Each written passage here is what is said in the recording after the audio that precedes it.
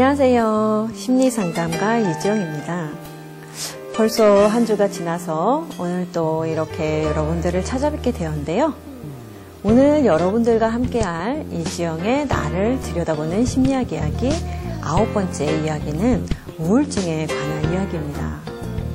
네, 벚꽃과 개나리가 만개한 4월에 화창한 봄날에 이런 주제를 좀 다루게 돼서 저도 조금은 당황스러운 마음도 있지만 우울증이라는 것이 우리가 자살하고 연결되는 그런 경우가 참 많기 때문에 꼭 이 부분은 다뤄드려야 되겠다고 생각을 했습니다. 네, 먼저 우울증의 증상부터 말씀을 드리겠는데요. 우울증 같은 경우는 다른 정신병리와는 다르게 좀 겉으로 많이 드러납니다. 그래서 우울증에 있는 사람들을 보면은 굉장히 좀 지쳐 있고요. 그리고 외부에 대해서도 관심이 없어 보입니다. 그리고 좀 표정도 굉장히 슬픈 표정을 짓고 있고요. 에너지도 굉장히 다운이 돼 있습니다. 그래서 행동도 별로 없고 항상 좀 미간을 찌푸리고 있는 그런 모습을 보이기도 하고요. 그래서 사람들이 그냥 보통의 사람들이 봤을 때도 아, 저 사람은 조금 뭔가 좀 다른 것 같다. 지금 분위기가 이상하다. 혹은 뭐 혹시 우울증이 아닌가 라는 생각을 할 수 있을 정도로 네, 그렇게 좀 우울증은 증상이 보여집니다. 네, 그러면 요런 이제 지금 제가 말씀드렸던 우울증은 우리가 이제 우울증 중에 지체성 우울이라고 볼 수가 있는데요. 조금 또 다른 양상의 우울증이라는 게 초조성 우울이라는 것이 있습니다.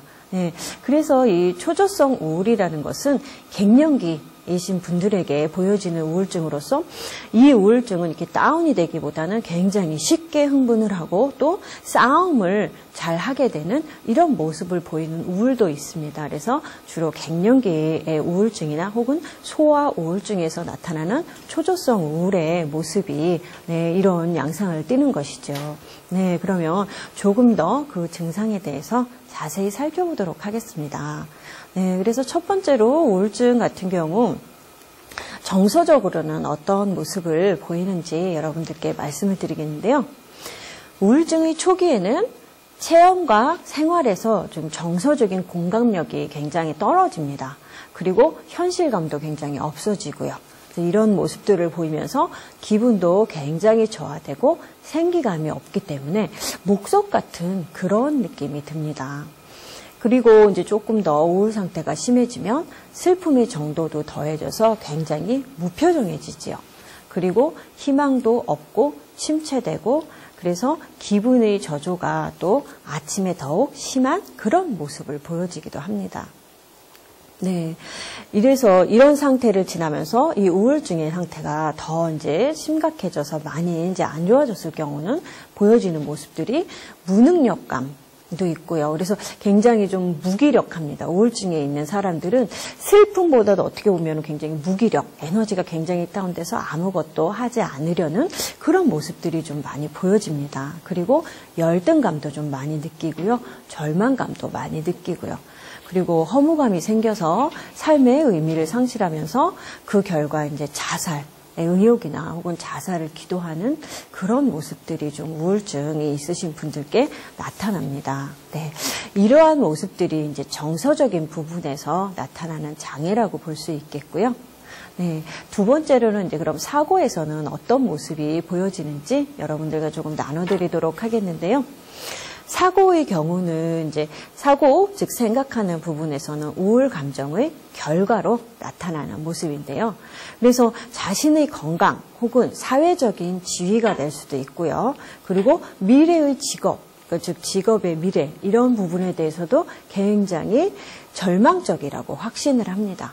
그리고 끊임없이 자살과 죽음을 생각하기도 하고요. 네, 그리고 이제 사람들이 질문을 하면은 대답도 굉장히 느리고 이야기도 단 몇 마디로 해버리거나 목소리도 굉장히 작은 이런 모습들이 보여지기도 합니다. 네, 이게 두 번째로 우울증에서 나타나는 사고 장애의 모습이고요. 세 번째로 행동에 있어서는 그럼 어떤 모습을 보이는지 여러분들과 나눠드리려고 하는데요. 우울증이 있는 사람들은 아까도 말씀드렸듯이 굉장히 무기력해지면서 의욕이 없기 때문에 행동도 느립니다. 그리고 이제 우울증이 굉장히 심해지면요, 몸을 가누는 일도 힘들어지고, 뭐 식사를 하는 일도 잘 하지 않게 되고, 뭐 자다가 일어나는 일도 어렵고요. 그리고 결단력도 없어지는 그 전형적인 정신운동의 지체가 나타나는 이런 모습이 보여집니다. 그래서 우울증이 있으신 분들에게 질문을 하게 되면은 자세하게 대답을 하시는 것이 아니라 그냥 예, 아니요 이런 정도로 뭐 몇 마디만 그렇게 대답을 하는 모습을 보여주기도 하지요. 네, 그리고 제일 이제 좀 심각한 우울증의 증상이라는 것이 자살인데요. 이것은 우울증이 이렇게 심해지는 시기보다 회복기에 좀 많이 보여지는 모습입니다. 그래서 자살 같은 경우 이제 초반에 말씀드렸던 이렇게 굉장히 다운이 되는 지체성 우울 같은 경우는 자살이 죄업망상에 의해서 이루어지는데요. 죄업망상이라는 것은 본인의 모든 불행이 자기가 죄를 졌기 때문이라고 이렇게 생각을 하는 것입니다. 그래서 내가 문제가 있고 내가 잘못을 했기 때문에 그래서 이 대가로 내가 이렇게 불행한 거야 라고 생각하면서 자살을 생각하기도 하는 것이죠. 반면 갱년기 우울 같은 경우는 자살이 본인의 그 신체적인 증상들이 너무 괴롭고 그래서 그것 때문에 죽을까봐 겁이 나서 자살하는 그런 모습을, 안타까운 모습을 보이기도 합니다. 네. 이렇게 우울증의 이제 증상들을 봤는데요. 좀 더 자세히 신체 증상에 대해서 살펴보도록 하겠습니다. 네, 그래서 우울증의 신체 증상은 보통 이제 내담자에 따라서는 이제 슬픈 표정이나 모습들이 많이 나타나고 또 많이 울기도 하고 그러는데 이런 그 감정적인 부분은 거의 없고 신체 증상으로만 보여지시는 분들도 간혹 있습니다. 그래서 특히 신체 증상에서 어떤 신체 증상이 나타나냐면 수면장애의 신체 증상이 나타나는 것이죠. 그래서 좀 진단하기도 어렵습니다. 겉으로 보기에는 별로 이렇게 슬퍼 보이지도 않고 본인이 되게 슬픔을 느끼는 그런 상태도 아니기 때문에 우울증인가 싶은데 신체 증상으로 수면장애가 이렇게 크게 나타날 경우도 우울증에 해당이 됩니다. 그래서 그 수면장애는 잠들기도 어렵고요. 또 깊은 잠을 자기도 힘들고 간혹 또 이제 잠이 들기는 했는데 새벽 일찍 잠이 깨는 그런 모습들이 보여지기도 합니다. 그래서 이런 경우는 이제 후기불면증이라고도 표현을 하는데요. 이런 후기불면증이 너무 괴롭다 보면 또 자살로 이어지는 경우도 있습니다. 네, 그럼 두 번째로는 이렇게 우리를 힘들게 하는 우울증이 도대체 어떤 원인에 의해서 생기게 되는지 그 부분에 대해서 여러분들과 나눠보도록 하겠습니다. 네, 그래서 우울증의 원인은 첫 번째로는 유전적 요인을 살펴볼 수가 있겠는데요. 네, 우울증이라는 것이 또 유전적인 요인이 영향을 받는다고 합니다. 그래서 주로 유전적인 요인을 연구할 때는 쌍생아들의 연구를 하게 되는데요. 일란성 쌍생아의 일치율이 우울증에 있어서 68%나 되고요. 이란성 쌍생아 같은 경우는 일치율이 23%로 연구 결과가 나왔습니다. 그래서 우울증이라는 것이 유전적인 요인도 많은 영향을 미친다는 그런 결과가 있고요. 네. 그리고 이제 두 번째로는 신경생화학적 요인에 의해서도 또 우울증이 생긴다고 보았는데요. 네, 이것은 이제 우리 몸 안에 있는 신경화학 물질에 의해서 영향을 받는다는 뜻이겠죠.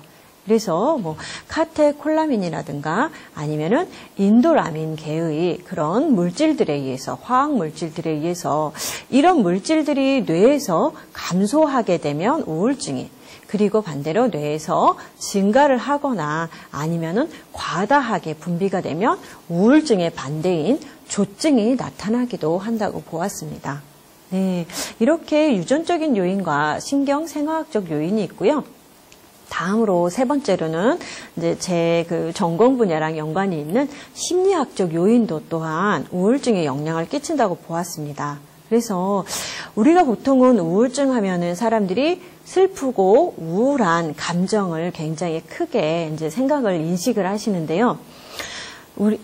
그 심리치료 중에서 정신분석학, 프로이드가 이제 아버지가 된 그 정신분석학에서 주장하는 우울증은 오히려 우울보다는 그 우울의 핵이 분노에서 자책으로 이어지는, 죄책감으로 이어지는 그 연결 과정이 바로 우울을 일으킨다고 보았습니다. 네, 그래서 도대체 이게 무슨 뜻일까 좀 의아하실 것 같은데요. 그 부분을 제가 조금 더 설명을 해드리도록 하겠습니다. 네, 그 어린 시기로 돌아가면 우리들이 어렸을 때도 될 수 있을 것이고요. 또 우리의 자녀들이 어린 시절에 아이들에게 가장 중요한, 아이들에게 정서에 있어서 가장 중요한 영양분이라고 할 수 있는 것이 바로 부모의 사랑입니다. 부모의 사랑과 보살핌에 대해서 아이들의 그 갈증이 굉장히 큰데요. 그래서 아이들은 항상 부모의 사랑이 충분히 자기한테 채워지도록 바라지요. 근데 아이들에게 뭐 동생이 태어났다거나 아니면은 뭐 갑자기 예기치 않게 급하게 젖을 뗐다거나 이런 상황이 오게 되면 아이들은 혹시 본인이 부모로부터 사랑이나 보살핌을 잘 받지 못할까 하는 두려움이 굉장히 커집니다.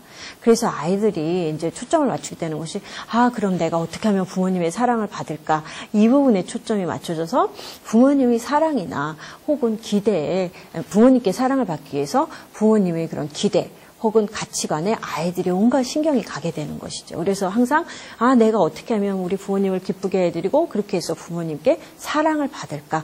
그런 것들이 항상 아이들이 초점을 가지고 행동을 하게 됩니다. 그래서 부모님이 그런 부분들에 초점을 맞추고 있는데 만약에 이제 부모님이 이런 아이들에게 굉장히 조금 높은 성취를 요구한다거나 아니면 좀 엄격한 잣대에 의해서 아이들의 행동들을 칭찬하기보다는 자꾸 이제 잘못된 부분에만 초점을 두어서 그 부분들을 자꾸 이제 지적을 하고 얘기를 하고 이렇게 되면 아이들은 계속해서 본인들이 부모의 그 기대를 맞춰야 된다는 압박감 플러스 분노가 일게 되는 것이죠. 자기가 정말 부모님의 사랑을 너무나 받고 싶어서 아무리 노력을 하지만 그것이 부모님의 기대에 미치지 못하고 그래서 계속해서 들어오는 뭐 이제 비난이라든가 이런 부분들 때문에 본인들이 분노를 느끼게 됩니다. 근데 그런 분노를 느끼게 되는 자기 자신이 또 그게 용납이 안 되기 때문에 그것을 압박하고는 그것을 다시 자책으로 돌리는 것입니다. 그래서 분노감이 들지만 그 분노를 한 자신을 자책하고 그것이 이제 계속해서 반복이 되면서 쌓이면은 그것이 우울증으로 연결이 되는 우울의 핵이 된다고 정신 분석학에서는 그렇게 보고 있습니다. 그래서 이렇게 이제 부모님의 기대에 맞추는 그런 삶을 살려고 노력을 하다 보니까 굉장히 책임감이 강한 그런 강박적인 성격을 보여주게 되는 것이죠. 그래서 이렇게 강박 성격 위에서 일어나는 그런 죄책감, 그것이 곧 우울증이라고 정신분석학은 그렇게 해석을 하고 있습니다. 그래서 제가 느끼기에도 이제 저의 어린 시절을 돌아가도 그렇고 저도 굉장히 좀 책임감이 강한 그런 강박적인 성향이 있었고요. 지금도 조금은 있지만 그리고 이제 상담에 오시는 분들을 살펴보아도 그렇고 저는 이 부분이 굉장히 동의가 되더라고요. 충분히 우울까지 연결될 수 있겠다는 생각이 들고 실제로 또 그런 분들을 봅니다. 그래서 특히 굉장히 그 기준이 엄격한 엄마들 아래서 자란 아들들이 커서 만성 우울에 시달리는 또 그런 모습들도 많이 봤거든요. 그래서 좀 부모님들께서 이 부분을 굉장히 좀 염두를 해두시고 자기 자신에 대한 자책뿐이 아니라 아이들에 대한 그 엄격한 기준, 책망 이런 것들에 대해서 조금 고민을 해보시는 게 굉장히 우울증 예방에 중요하고 좋을 것 같습니다. 그리고 심리치료에서 이제 정신분석학 말고 또 행동치료학파가 있는데요. 이런 행동치료학파들은 우울증을 이런 식으로 해석을 했습니다. 즉, 우울이 심한 사람들을 보니까 계속해서 부정적인 힘든 그런 경험들을 많이 겪었고요.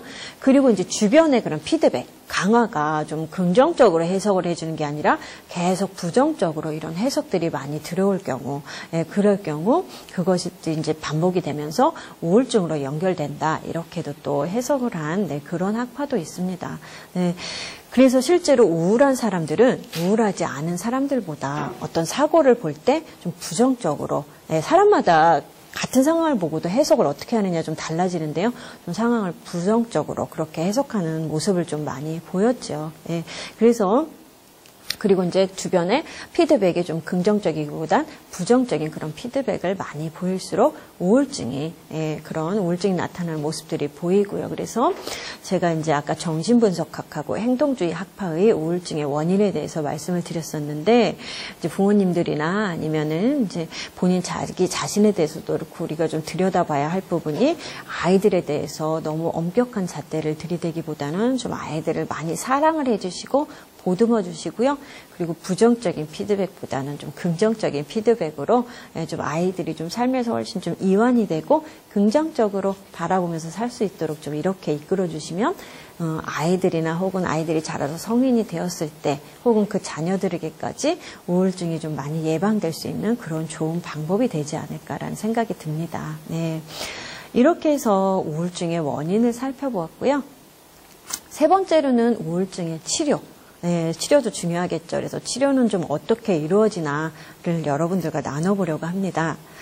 네, 그래서 우울증 같은 경우는 특징이요. 네, 주기성을 좀 띠고 나타난다고 합니다. 그래서 좀 우울증에 있었던 분들이 또 다시 우울증이 재발하는 경우도 많은데요. 네, 그렇지만 환자의 한 4분의 1 정도 같은 경우는 평생에 이제 한 번 정도 발병을 하고요. 그리고 그나마 그래도 좀 희망적인 다행인 소식은 우울증 같은 경우 이제 자살로 연결되는 그런 안타까움이 있지만 치료를 받게 됐을 때 그 치료 결과 예후는 다른 정신병적 치료 증상들에 비해서는 훨씬 치료 효과가 좋다고 합니다. 그래서 환자의 한 5분의 4 정도는 일단 완전히 회복이 된다고 합니다. 그리고 그게 이제 만성화를 이어지는 경우는 한 10분의 1 정도 되기 때문에 우울증이 본인이 좀 내가 지금 이러고 있는 내 모습이 우울증이 아닌가, 아니면 좀 주변의 지인들이 우울증이 있는 것 같다, 좀 이런 모습이 보여진다 할 경우는 좀 치료를 받을 수 있도록 이렇게 연결을 시켜주시면은 훨씬 더 좋은 삶을 사는데 도움이 될 것 같습니다. 네. 그리고 이제 아까도 말씀드렸듯이 이 우울증이라는 것은 모든 자살 수행에 있어서 3분의 1이나 그 원인이 되고 차지를 하기 때문에 꼭 그 치료가 필요할 것이고요. 그래서 이제 우울증 중에서 그 외적인 주변 환경에 의해서 발생된 그런 반응성 우울인 경우에는요, 약물 치료 필요 없이 그냥 심리 치료만으로도 충분히 치료가 가능하시고요. 반면 이제 뭐 내적인 생물학적인 요인에 의한 우울증은 또 약물 치료가 필요하시기 때문에 그런 경우는 이제 정신과에서 좀 도움을 받으셔야 될 것 같고요. 네. 그리고 이제 우울증의 치료에 있어서 우리가 좀 도움을 드릴 수 있는 부분이 우울증에 있으신 분들은 자기 삶에서 그래도 좀 자기가 유쾌한 기분을 느끼게 하는 그런 것들이 뭐가 있는지 좀 상담사나 의사 선생님하고 같이 좀 상의를 해서 알아봐서 그런 것들을 자꾸 함으로써 조금은 이제 즐거운 기분을 증가시키는 것도 도움이 되고요. 그리고 우리가 이제 좀 피해야 할 것이 있는데요. 주변에 이렇게 지인이 우울증이 있다 보면 걱정되는 마음에 뭔가 도움이라도 주고 싶어서 뭐 여행을 가보는 건 어때? 아니면 좀 그 마음을 좀 내려놓거나 그런 우울 증상을 좀 감소시키기 위해서 뭐 조용한 산속 같은데 뭐 절이나 이런 데 가서 조금 마음을 좀 내려놓으면 어떨까? 뭐 이렇게 그런 식으로라도 좀 도움을 주고 싶은 마음에 제안을 하시기도 하시는데요. 이런 것들이 도움이 될까요? 어떨까요? 네, 이런 것들은 전혀 도움이 되지 않고 오히려 악화시킬 수도 있다고 합니다. 왜냐하면 조용한 사색의 시간을 갖는 거는 오히려 본인의 우울 정도를 더 심화시키고요. 그리고 죽음에 대한 집착의 계기를 만들어줄 수가 있기 때문에 뭐 조용한 곳에 가서 쉬는 거 혹은 혼자 뭐 등산을 하거나 여행을 하는 거 이런 것들은 우울증이 있으신 분들께는 좀 하지 오히려 않도록 그런 부분은 조금 막도록 하시고 권하시지 말고 이런 부분은 조금 염두를 해주시면 좋을 것 같습니다. 네, 이렇게 해서 오늘은 여러분들과 우울증의 증상 그리고 원인 그리고 그 치료에는 어떤 것들이 도움이 되는지 나눠보았습니다. 네, 그래서 오늘 이렇게 다뤄드린 내용들도 여러분들께 좀 많이 도움이 됐기를 바라면서요. 저는 그러면 다음 주에 또 다른 주제로 여러분들을 찾아뵙도록 하겠습니다. 네, 시청해 주셔서 감사합니다.